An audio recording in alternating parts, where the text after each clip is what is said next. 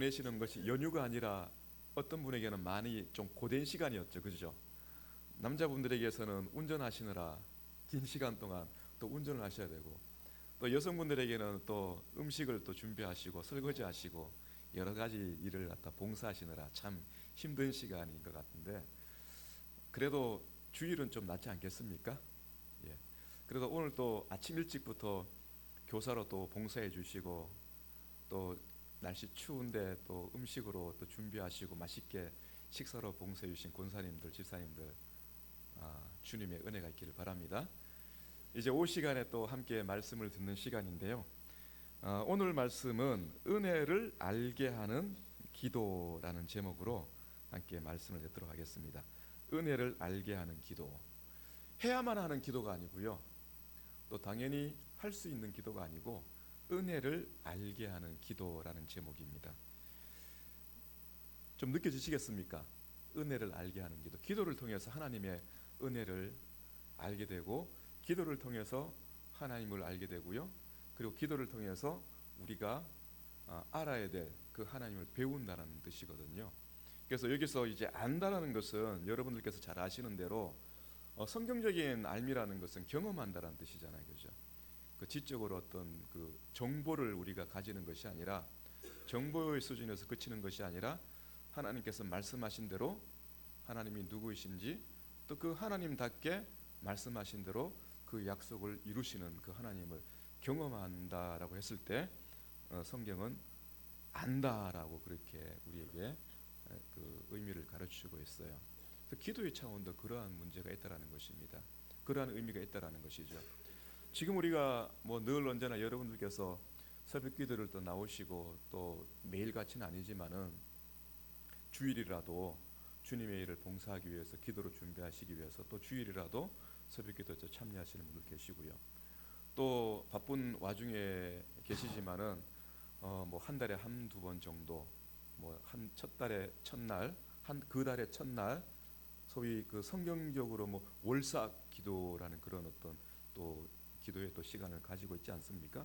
또 그 시간을 또 참여하시는 분들 계시고, 어쨌든 간에 나름대로의 교회에서 정한 기도의 시간, 공적으로 정한 그 기도의 시간 함께 참여하셔서 교회가 가지는 기도의 제목들과, 그리고 여러분들 자신의 어떤 개인과 그리고 가정과, 그리고 때로는 이제 나라를 위해서도 기도하는 그런 제목들이 있습니다. 이러한 기도를 우리가 하면서 여러분들이 경험하는 것이 있습니까? 과연 이 기도의 내용들을, 여러분들께서 하고 계시는 그 기도의 내용들을 하나님께서 응답해 주시는 그런 응답의 경험들이 있습니까? 있어야 되겠죠. 예, 있어야 됩니다. 그냥 기도의 제목들이 기도 시간에 말로 끝나는 기도의 제목들이 아니라, 정말로 그 기도의 제목들을 통해서 우리가 하나님께 간구할 때, 그 기도의 제목들로 하여금 우리로 하여금 하나님께 간구할 수 있는 그 시간들을 통해서, 또 우리가 우리 나라에 대해서나 가정에 대해서나 우리 개인에 대해서나 교회에 대해서 여러 가지 기도의 제목을 가지고 기도를 할 때, 하나님께서 어떤 방식으로 그 기도에 응답하시는 우리는 경험할 수 있는 시간이 필요합니다. 만약 이러한 그 기도 제목에 대한 경험이 없이 그냥 시간을 보내게 되면요, 신앙이 자라나지 않습니다. 오늘 말씀이 그것을 우리에게 가르치고 있는 것이에요. 여러분, 사도 바울이 지금 골로새 지역에 편지를 보내는 내용이 뭐냐면은 복음을 통해서 세워진 교회라고 하거든요. 그 복음을 통해서 세워진 교회를 얘기하면서, 그 교회가 복음의 그 진리를 가지고 있고, 그 복음의 진리대로 믿음과 사랑과, 그리고 믿음을 가지고 사랑의 삶을 살아가는 가운데 그 소망을 추구하며 살아가는 그 교회가 여전히 그렇게 사도 바울 자신에게 소문으로 들려주고 있다는 것입니다. 또 편지로 들려주고 있다는 것이에요. 그러면서 지금 오늘 말씀 같은 경우에는요, 그러한 그 골로새 교회가 어떻게 해서 지금의 교회 가운데 있는지 사도 바울은 계속해서 기도하면서 이러한 일들이 여러분들에게 지금 일어나고 있으니, 이러한 일들이 일어날 수 있도록 합당하게 하신 아버지 하나님께 감사하게 하시기를 원합니다라고 하는 것이 오늘 읽은 기도의 내용이에요. 기도의 내용이 무엇인지 아시겠죠? 하나님께서 교회를 하여금 교회가 하나님께 감사할 수 있도록 합당하게 하신 그 모든 일들이 기도의 내용이 들어가 있습니다. 다시 한번 제가 읽어드리겠습니다. 모든 신령한 지혜와 총명에 하나님의 뜻을 아는 것으로 채우게 하신 하나님. 10절이죠. 주께 합당하게 행하여 범사에 기쁘시게 하고 모든 선한 일에 열매를 맺게 하시는 하나님. 그리고 그 하나님을 아는 것에 자라게 하시는 하나님. 그리고 그의 영광의 힘을 따라 모든 능력으로 능하게 하시며 기쁨으로 모든 견딤과 오래 참음에 이르게 하시는 하나님. 우리로 하여금 빛 가운데 성도의 기업의 부분을 얻기에 합당하게 하신 그 하나님께 감사하게 하시기를 지금 사도 바울은 기도한다는 것이에요. 말하자면 이 기도의 모든 제목들이 내용들이 뭐냐면은 하나님께서 교회로 하여금 어떠한 은혜의 일들을 베푸셨는가라는 그 내용들이 교회로 하여금 하나님께 감사하게 하는 그 내용이라는 것입니다. 이렇게 교회가 감사할 수 있도록 내가 기도한다라는 것입니다. 자, 그런데요, 이렇게 기도할 수 있는 이유가 무엇일까요, 여러분? 이렇게 기도할 수 있는 이유의 그 근거가 그 다음 절에 있습니다. 13절하고 14절 말씀입니다. 그가 우리를 흑암의 권세에서 건져내사 그의 사랑의 아들의 나라로 옮기셨으니 그 아들 안에서 우리가 속량 곧 죄사함을 얻었도다. 이겁니다. 이거. 이 일들을 하나님께서 우리에게 행하셨기 때문에 이 기도의 내용 가운데 있는 그 모든 일들을 더불어서 계속해서 교회 가운데 공급해 주시는 하나님, 그 하나님께 여러분들이 감사하게 하시기를, 그것도 우리가 스스로 알아서 감사하는 것이 아니라 사도 바울이 기도하는 그 내용답게 교회라금 이 내용을 알고 이러한 일들을 행하신 그 하나님께 감사하게 하시기를 내가 간구한다라고 이 내용을 지금 기도의 제목으로 우리에게 보여주고 있다는 것이죠. 그러니 이 기도의 근거가 무엇이냐? 그 아들로 말미암아, 예수 그리스도로 말미암아 우리를 속량하게 하시기 때문이다라는 것입니다. 우리를 속량하신 하나님, 죄와 사망의 권세에서, 마귀의 사단의 권세에서 살았던 우리를 이제는 자유롭게 하셔서 하나님의 교회 가운데 부르시고 그 교회 가운데 있는 우리에게 이러한 모든 기도의 제목들을 계속해서 공급해 주시는 그 하나님께 감사할 수 있는 우리 교회. 이 속량이라는 단어가 우리가 좀 피부적으로 좀 느껴야 되지 않겠습니까, 여러분? 속량, 값을 주고 샀다. 우리를 교회로 부르시기 위해서, 하나님의 자녀로 우리를 부르시기 위해서 예수님께서 치르신 그 대가가 무엇이냐면은 자신의 생명을 지불하고 우리를 하나님의 자녀로 사신 것이라고 합니다. 우리가 하나님의 율법의 저주 가운데 고통받는 세월을 보내다가 죽고 육체적인 죽음을 끝으로 하는 것이 아니라 그 영원한 지옥불에 던져지는 그 저주받은 생명으로 끝나야 될 우리였는데 예수님의 그 생명을 대가로 해서 우리를 하나님께서 사셨다라는 것입니다. 그것을 속량이라고 하거든요. 그런데 문제는 이 속량을 받기 이전에 우리의 삶들을 갖다가 좀 설명해야 될 필요가 있지 않겠습니까?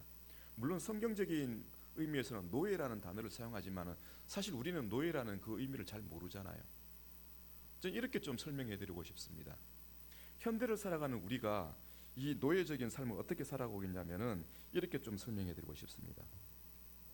그냥 노예로 사용하면은 노예의 위치에 있을 때만 느낄 수 있는 거거든요. 자유가 없고 주인이 시키는 대로 해야 되는 것이고 인간적인 대우를 받지 못하고 우리가 사극에서 보는 대로 그 노예, 종의 목숨은 누구의 것입니까? 주인의 것이거든요. 주인이 죽으라면 죽는 것이에요.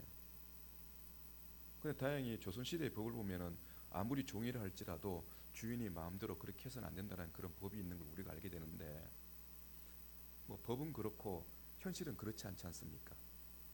자, 그런데 그런 노예적인 개념은 사실 우리 현대인들에게 그다지 와닿지 않거든요. 왜냐하면 우리가 지금의 현재의 상황이 그런 그 노예적인 상황이 아니기 때문에 잘 몰라요. 그런데 이렇게 한번 설명을 해드리고 싶어요. 부끄러움이 없다. 부끄러움이 없어요. 추악한 인생을 함께 살아가면서 자신들이 아름답다라고 얘기합니다. 무엇을 가지고 그것을 대변하냐면은 예술, 음악, 미술, 철학, 그리고 여러 가지 공연들, 그죠? 그리고 그 건축물들, 그 인간의 창조적인 사고에서 나오는 그 모든 예술적이고 과학적인 문명의 결과들이 있지 않습니까? 얼마나 참 보기 좋아요, 여러분. 좋은 음악을 들으면요 마음이 편해지죠, 그죠?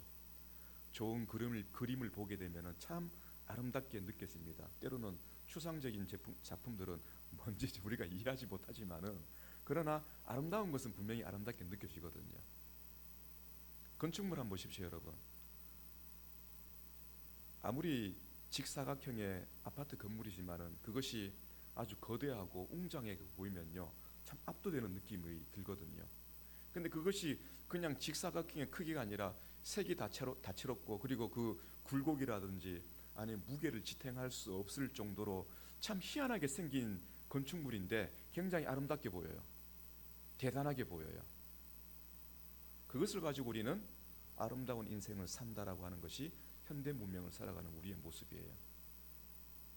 자, 그런데요, 그러한 모든 것을 가지고 우리의 윤리성과 도덕성을 다 포장할 수 있습니까, 여러분?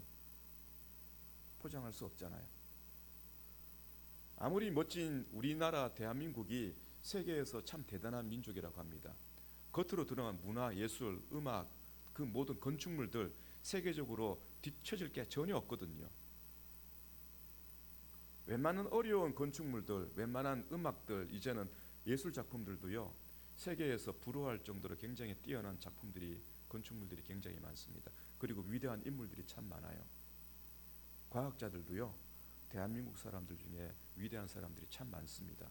물론 노벨상을 받은 사람들은 없지만은 최근에 문학상을 받은 사람은 있었죠. 자, 한번 보십시다. 이런 모든 것들을 우리가 다 갖췄지만은 우리의 도덕성을 갖다가 아름답게 포장할 수 있습니까? 포장할 수 없어요.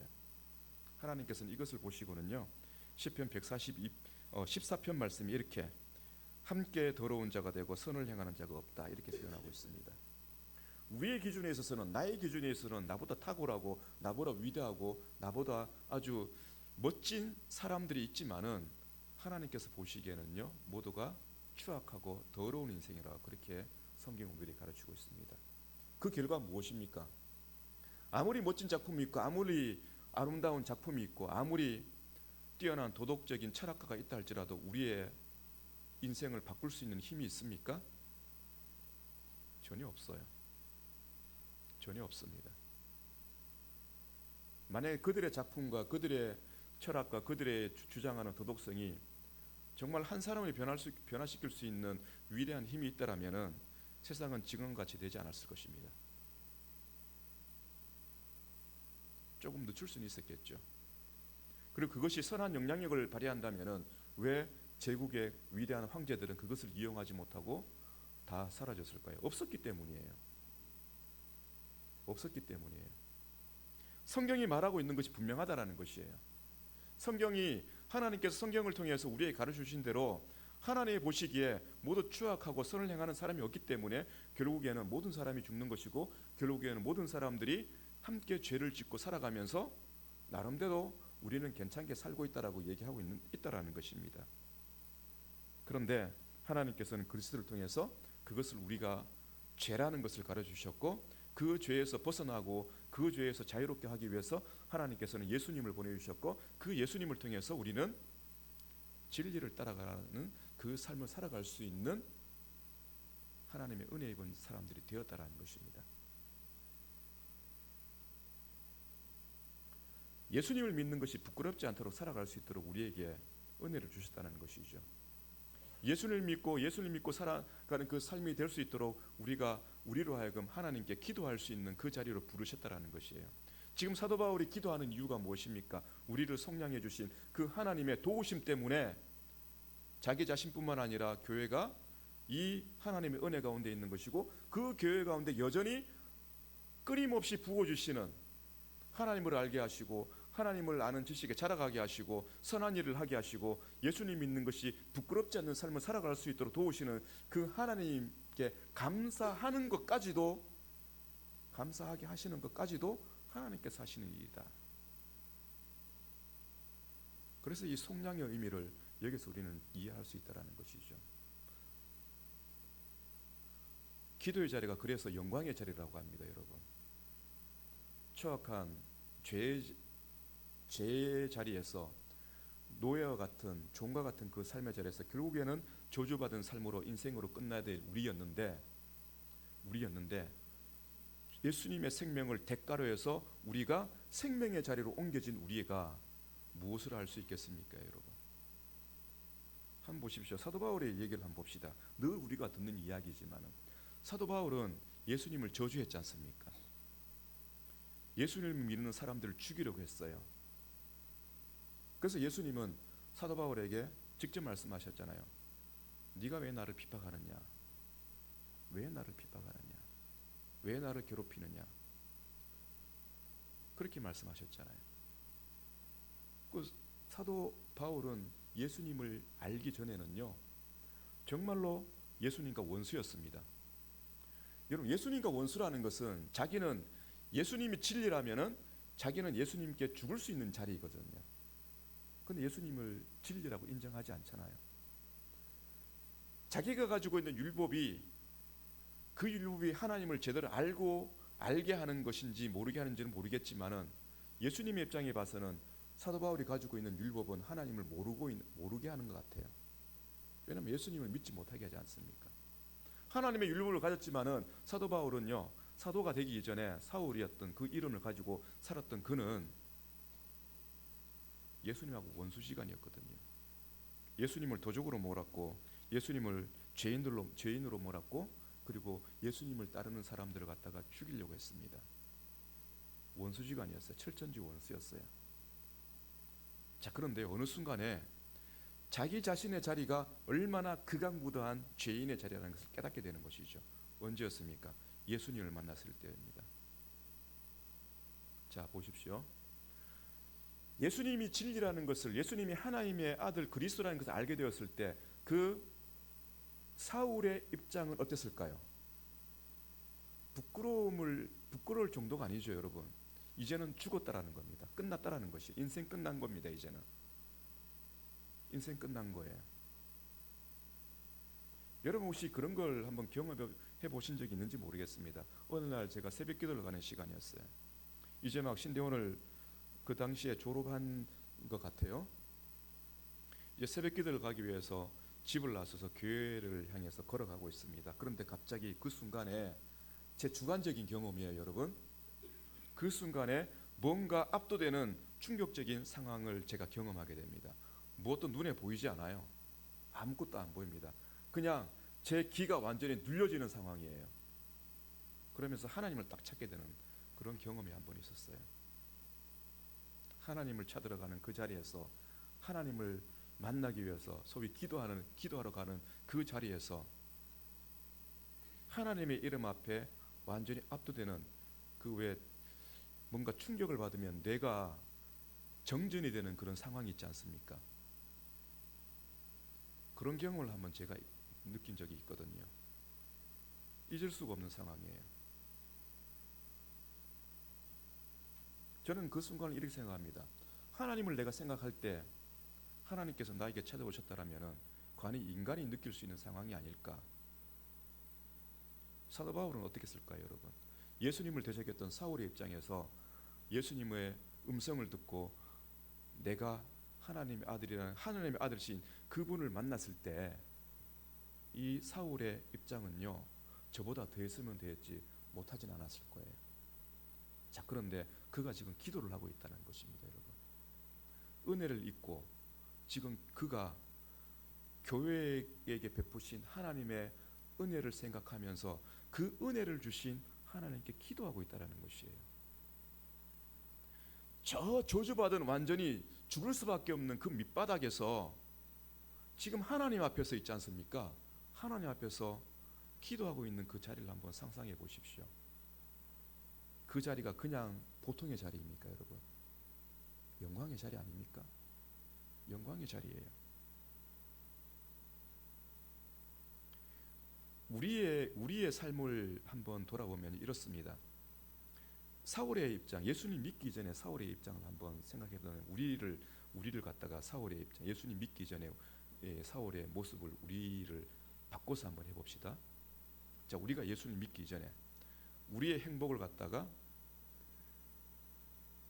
미신으로 두었고 우리가 믿는 신을 우상으로 둔 자리예요. 자, 모든 사람들은요, 행복을 위해서 미신적인 삶을 살아갑니다. 행복하기 위해서 무엇을 둡니까? 자기가 행복하기 위한 그 모든 삶의 조건들이 있잖아요. 이것이 있어야 행복하고 저것이 있어야 행복하고 이런 것들이 있어야 행복한다. 그게 다 뭡니까? 하나님의 자리에 그것을 둔 것이거든요. 근데 그것으로 끝나지 않습니다. 그 주술을 하는 사람, 진짜 미신을 믿는 사람들이 있잖아요. 그 사람들은 자기가 원하는 목적을 이루기 위해서 사수를 주문을 외우지 않습니까? 심지어는 제물을 바치면서 짐승의 피를 흘리면서 주문을 외우고 구술하지 않습니까? 그게 이제 고등종교가 아니라 미신을 믿는 사람들의 그 종교적인 행위거든요. 그 대표적인 이야기가 뭐냐면은, 여러분 심청전 잘 알고 계시죠? 심청이가 왜 자기 몸을 제물로 바칩니까? 왜 바다의 임당수물에 자기 몸을 던져버리죠? 두 가지 이유가 있어요. 첫 번째는 아버지의 눈을 뜨기 위해서, 두 번째는 뭡니까? 뱃사공들이 저기 중국으로 이제 물건을 팔고 다니러 다녀야 되는데 자꾸 풍랑이니까 바다의 신의 노여움을 갖다가 없애기 위해서 다른 모든 방법들은 다 사용해 봤어요. 안 돼요. 그러니까 마지막으로 하는 게 뭡니까? 사람을 제물로 바치는 거예요, 여러분.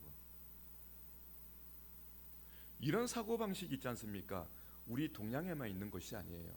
저기 유럽과 저기 남미 지역에 있는 고대 문명 사이에 다 있는 것입니다. 미신의 모습이 이렇다라는 것이에요. 그러니까 우리가 행복하기 위해서 미신의 삶을 살았다는 것이, 우리가 우상 역시 마찬가지입니다, 여러분. 진리된 참된 신을 우리의 숭배의 대상으로 삼아야 되는데 미신과 우상을 우리의 숭배의 대상으로 삼았다라는 것입니다. 이것이 사울이 가졌던 삶과 우리의 삶이 동일한 입장이에요, 여러분. 우리가 그렇게 살았다라는 것이에요. 자, 그렇게 살았던 우리가 예수님 때문에 하나님을 찾고 하나님께 은혜를 주신 그 하나님께 기도를 하고 있다라는 것이에요. 그 은혜를 더 강구하는 기도를 하고 있다라는 것입니다. 우리로서는 해결할 수 없는 생명의 문제, 우리로서는 해결할 수 없는 행복에 대한 이유, 우리로서는 해결할 수 없는 살아가야 될 이유, 삶의 목적, 이제는 예수님 때문에 그것을 알게 되었고 예수님 때문에 그것을 주신 하나님께 그것을 더욱 잘 알 수 있도록 강구하는 그 자리가, 여러분, 그냥 보통의 자리가 되겠습니까? 아니잖아요. 영광의 자리지 않습니까?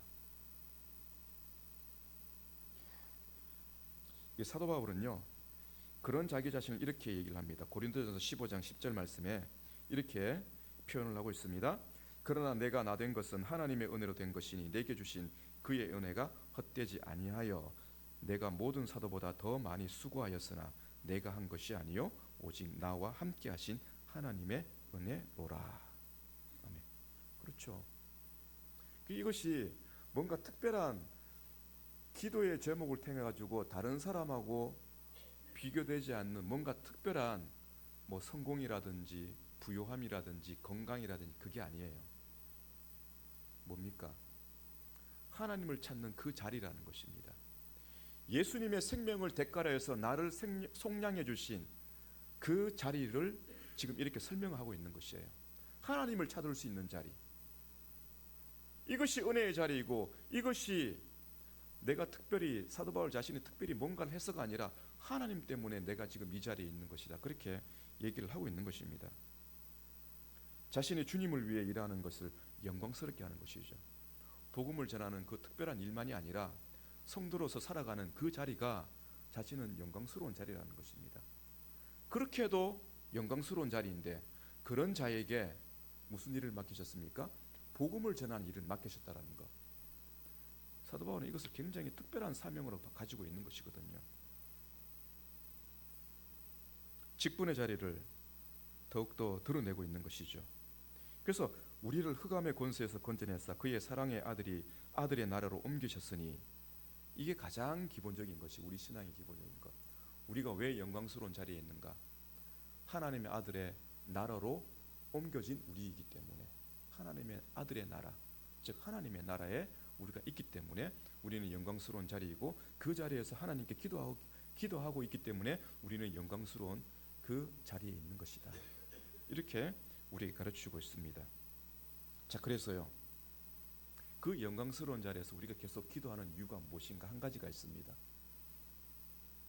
여기 오늘 기도의 내용을 보면은 이렇게 합당하게 하신 아버지께 감사하게 하시기를 원하노라라는 이 기도의 내용 가운데 특별한 기도의 내용들이 있어요. 그게 뭐냐면요, 이것입니다. 하나님의 뜻을 아는 것으로 채우게 하시고, 이 9절 말씀이 있죠. 그리고 10절 말씀을 보시면요, 하나님을 아는 것에 자라게 하시고. 하나님을 아는 것이, 하나님을 아는 것. 여러분, 우리가 무엇을 통해서 하나님을 알 수가 있겠습니까? 물론 기도를 통해서 우리는 하나님을 아는 이런 강구를 할 수가 있어요. 하나님, 제발 우리가 하나님을 알 수 있도록 도와주십시오. 말씀대로 하나님을 경험할 때 하나님을 알 수 있도록 도와주십시오. 하나님께서 우리에게 은혜로 찾아오시고, 그리고 말씀대로 우리의 삶들을 이끌어 가시는 그 하나님을 경험하게 해주셔야지 우리는 하나님을 알 수 있습니다. 이렇게 기도하는 것이 당연할 수도 있습니다. 그러나 무엇보다도 우리가 평상시에 살아가는 경험을 통해서 하나님을 아는 것이, 우리가 하나님을 아는 직접적인 경험이 되지만은 하나님을 아는 첫 번째 이 자리가 어떤 자리냐면 기도의 자리입니다. 기도의 자리에서 하나님을 가르쳐 주십시오라고 간구하는 것이 중요하다는 것입니다. 그래서 지금 사도 바울은 교회 가운데 이러한 기도의 제목들을 하고 있는 것이에요. 우리를 알게 하시는 하나님을 더욱 알게 하여 주시옵소서라는 그런 기도의 내용을 하고 있는 것이에요. 여러분, 하나님을 안다라는 것 새로운 의미가 전혀 아닙니다. 예수님께서도 요한복음 17장 말씀을 통해서요, 하나님께 기도하는 가운데 내가 하나님을 아버지를 아는 것 같이 저들도 아버지를 알게 하시고, 제가 하나님의 뜻을 행한 것처럼 저들도 하나님의 뜻을 행하게 해주십시오 라는 그런 기도를 통해서 하나님을 아는 것이 무엇인지를 가르쳐 주셨거든요. 기도하는 가운데 하나님께 묻고, 기도하는 가운데 하나님의 뜻을 구하고, 기도하는 것을 통해서 하나님의 말씀을 제 아들에게 가르쳐 주셨고, 기도하는 가운데 하나님의 뜻에 순종하신 그 예수님이 기도를 통해서 하나님을 아는 그 간구를 하는 이 모습을 한번 보시기 바랍니다. 기도는요, 하나님을 아는 첫 번째 자리예요. 하나님을 알 수 있는 첫 번째 자리가 기도의 자리입니다. 그래서 이 고대 시대에 교부라고 불려지는 사람들이 있었거든요. 여러분, 사도 시대가 있었고, 사도들의 제자들, 예를 든다면은 이런 분들이죠. 사도 바울의 제자 디도라든지 디모데라는 분들이 계셨지 않습니까? 그들을 갖다가 속사도라고 합니다.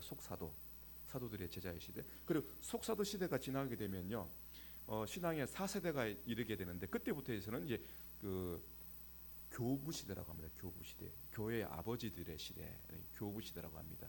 그 교부 시대가 서기 한 400년대까지, 500년 전까지 그 시대를 갖다 교부 시대라고 하는데요. 그 가운데 이 그레고리우스라는 분이 계셨어요. 그레고리우스. 이분이 이제 이런 얘기를 합니다. 신학 강론에서 이런 얘기를 합니다. 성부는 기뻐하시고 성자는 우리를 도우시며 성령은 우리에게 영감을 주셔야 한다. 하나님 아버지는 기뻐하시고, 그리고 성자 하나님 예수 그리스도는 우리를 도우시고, 성령은 우리에게 영감을 주셔야 된다. 말하자면 하나님께서 기뻐하시고 하나님께서 도우시고 하나님께서 우리에게 영감을 주셔야지 우리는 신학을 할 수 있다는 것이에요. 신학 강론에서 그렇게 설명하고 있는 것입니다. 신학의 의미가 뭐냐면 하나님을 말한다는 뜻이에요. 하나님을 연구의 대상으로 하나님을 연구하는 것이 아니라 하나님께 배우고 하나님이 누구이신지 하나님께 배움으로써 하나님을 말하는 것을 신학이라고 정의하고 있는데, 그러한 신학을 하기 위해서는 하나님께서 기뻐하셔야 되고 기뻐하시는 가운데 우리를 구원하셔야 되고, 그리고 하나님 예수 그리스도가 우리를 도우셔야 되고, 그리고 성령 하나님께서 우리에게 영감을 주셔야지 된다라는 겁니다. 그래서 이와 동시대에 살았던 에바그리우스라는 교부가 있었는데, 이 교부는 이렇게 얘기를 합니다. 그대가 신학자라면 진정으로 기도할 것이요, 그대가 진정으로 기도한다면 그대는 신학자이다. 그 하나님을 말하기 위해서는 기도를 하라는 것입니다. 그리고 기도하는 사람이라면 진정한 신학자이다. 즉 하나님을 말할 수 있는 사람이다라는 것이에요. 무슨 뜻입니까? 하나님께 배우고 하나님을 말하기 위해서는요, 기도하라는 것이에요. 기도하지 않으면 무엇을 알 수 없습니까? 하나님을 알 수 없다는 뜻이에요. 왜? 성령의 감동이 없기 때문에. 성령의 감동이 없으면 예수 그리스도께서 우리에게 베푸신 은혜를 알 수 없는 것이에요. 그리고 하나님 아버지의 기쁘신 뜻을 우리는 알 수 없는 것이에요. 그러니 하나님 모르는 것이죠. 그러니 기도하라는 것입니다. 기도가 하나님의 도움으로 시작하였고, 예수 그리스도 속량을 통해서 교회 가운데 부름을 받은 그 하나님의 도우심을 통해서 기도가 우리에게 시작되었고, 그리고 그 기도가 하나님의 영광의 자리로 간다면은 기도는요, 하나님의 은혜를 구하는 하나님께로부터 배우는 그 자리가 기도의 자리라는 것입니다. 그래서 우리는 이 기도의 자리에서 하나님을 배우고, 그리고 그 하나님을 배움으로써 하나님의 뜻을 알게 되는 것이고요, 그 하나님의 뜻을 알게 됨으로써 하나님께 순종하는 삶을 살아갈 수가 있는 것이죠. 사랑하는 성도 여러분, 우리의 삶은 굉장히 바쁩니다. 성경에도요, 마지막 때가 되면은 사람들의 발걸음이 바빠진다라고 합니다. 무슨 뜻입니까? 하는 일이 속도의 빠름도 있지만은 속도의 빠름만큼이나 모든 생각이 어디에 묻혀 있습니까? 이 세상에서 살아가는 일에 묻혀 있다라는 뜻이에요. 우리가 살아가기 위해서 모든 시간을 갖다가 생각하고 모든 시간을 투자하고 모든 일에 몰입되어 있다라는 것이에요. 그러니 그 시간 속에서 하나님을 생각하고 하나님의 은혜를 되새기고 하나님께 기도할 수 있는 시간이 쉽겠습니까? 어렵겠습니까? 어렵다라는 것이에요. 어렵습니다. 그렇다 보면은요, 우리는 하나님의 자리에 대신에 다른 것들을 갖다가 가장 앞세우게 됩니다. 그것이 미신이 되는 것이고 그것이 우상이 되는 것이죠. 심지어는 교회 일을 하는데도 기도하기보다는 자신이 이제까지 겪어왔던 그런 경험을 가지고 얘기하기가 바빠요. 왜냐하면 일을 빨리 끝내야 되거든요. 효율적으로 끝내고, 그리고 빨리 끝내고, 모든 사람이 쉽게 끝내기 위해서 기도하기보다는요, 의논하는 가운데 그냥 일사천리로 빨리 끝내기를 원합니다.